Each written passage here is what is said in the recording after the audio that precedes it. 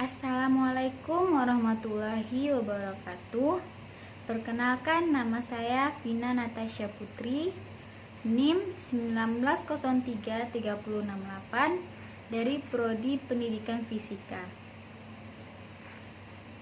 Baiklah, di sini Vina akan memaparkan materi tentang administrasi kurikulum. Baiklah, yang pertama kita akan melihat atau membahas pengertian administrasi kurikulum. Administrasi kurikulum itu adalah landasan hukum yang bisa kita jadikan pedoman Undang-Undang Sisdiknas nomor 14 tahun 2003. Nah, di situ dijelaskan bahwa yang namanya kurikulum itu adalah seperangkat rencana atau pengaturan mengenai tujuan, mengenai isi dan bahan pelajaran atau cara atau strategi yang digunakan oleh lembaga satuan pendidikan untuk dijadikan sebagai pedoman penyelenggaraan proses belajar mengajar, atau istilah dalam Undang-Undang Sisdiknasnya itu adalah KBM atau kegiatan belajar mengajar. Lalu, apa saja komponen dari administrasi kurikulum? Yaitu yang pertama, komponennya yaitu harus jelas kurikulumnya. Yang kedua, harus jelas isi atau kontennya. Yang ketiga, harus jelas tujuannya. Dan yang keempat, harus ada metode yang digunakan. Dan yang kelima, evaluasi. Kemudian, dari awal kita belajar tentang administrasi manajemen, kita berasumsi yang sama bahwa kegiatan administrasi itu minimal menjalankan fungsi-fungsi manajemennya, yaitu ada 4 fungsi manajemen. Yang pertama ada planning atau perencanaan. Yang kedua ada organizing atau pengorganisasian. Yang ketiga ada actuating. Yang keempat ada controlling. Nah, sekarang kita lihat yang pertama, yaitu planning atau perencanaan. Yaitu perencanaan atas kurikulum dalam kaitan komponen kurikulum. Perencanaan itu menjabarkan analisis pelajaran,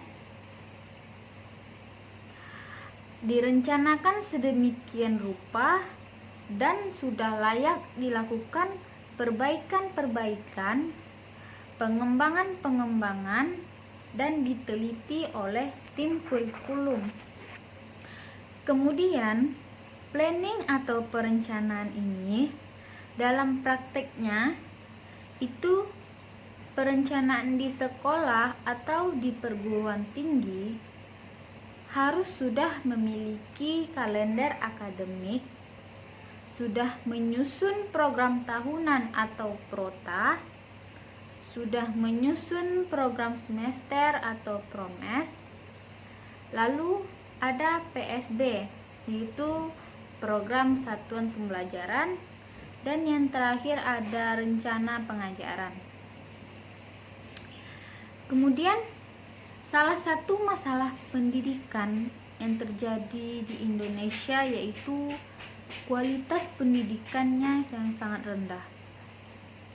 Sungguh memprihatinkan. Lalu, yang kedua itu kita masuk pengorganisasian atau organizing. Hasil akhir dari pengorganisasian itu adalah segala sesuatu sudah didesain, dikelompokkan sesuai dengan problemnya atau masalahnya pada tempatnya. Kemudian yang ketiga, itu ada pelaksanaan atau actuating, yaitu proses pelaksanaan dari kegiatan belajar mengajar atau KBM tadi di dalam kelas antara guru dan siswa atau antara dosen dan mahasiswa dalam proses pengimplementasian kurikulum yang sudah direncanakan atau dirancang sedemikian rupa. Kemudian yang terakhir ada evaluasi, yaitu sejauh mana tujuan itu sudah dicapai atau sudah sampai mana level yang kita capai. Lalu kita menargetkan sudah sampai mana tujuan yang kita capai tersebut dan kita raih sampai mendapatkannya. Baiklah, hanya itu saja materi yang dapat saya sampaikan. Semoga bermanfaat untuk kita semua, dan mohon maaf apabila ada kesalahan dan kejanggalan dalam pengucapan. Saya akhiri dengan wabillahi taufik wal hidayah. Wassalamualaikum warahmatullahi wabarakatuh. Terima kasih.